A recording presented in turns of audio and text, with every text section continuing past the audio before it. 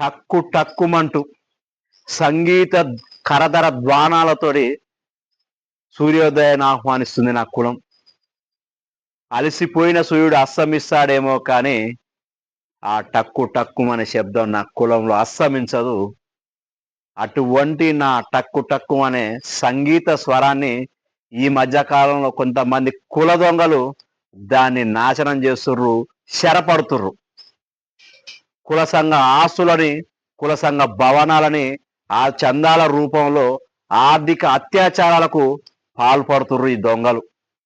ఏ చేనేత కార్మికుడిని ఆడుకోరు, ఎవరిని ఆదుకోరు. కానీ వాళ్ళ సౌలాభాల కోత మాత్రం ఎన్నో కోట్ల రూపాయలు విరాళాలు అంటుర్రు, కిరాయిల రూపంలో వసూలు చేస్తుర్రు, ఇలా రకరకాల రూపాలలో వసూలు చేస్తురని ఈ మధ్య మనం సోషల్ మీడియా వేదికగా పద్మశాలి కుల సంఘ గ్రూపులలో మనం చాలా చూస్తున్నాం. అటువంటి మన చేనేత బిడ్డల్ని ఆదుకోవాల్సిన దొంగలు సిండికేట్ గా మారుతున్నారు. కానీ పద్మశాలి కులాన్ని ఆదుకోవాలి, ఈ కుల సంఘాలు ఒక యువతను నిలబెట్టాలి, భావి తరాల వారికి భవిష్యత్తు కోసం, ఈ కుల సంఘ భవిష్యత్తు కోసం యువతను నిలబెడదామని ఎవరికి ఆలోచనలు వస్తలేవు. ఈ కుల సంఘ భవనాలు, ట్రస్టుల మీద వచ్చే ఆదాయాలు వాళ్ళు వారసత్వంగా ఫీల్ అవుతుర్రు.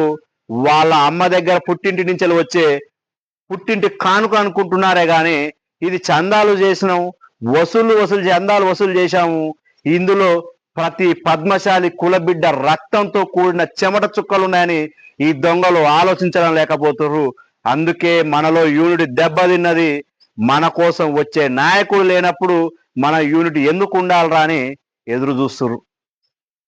అటువంటి వారికి నేను ఒకటి చెప్తున్నా,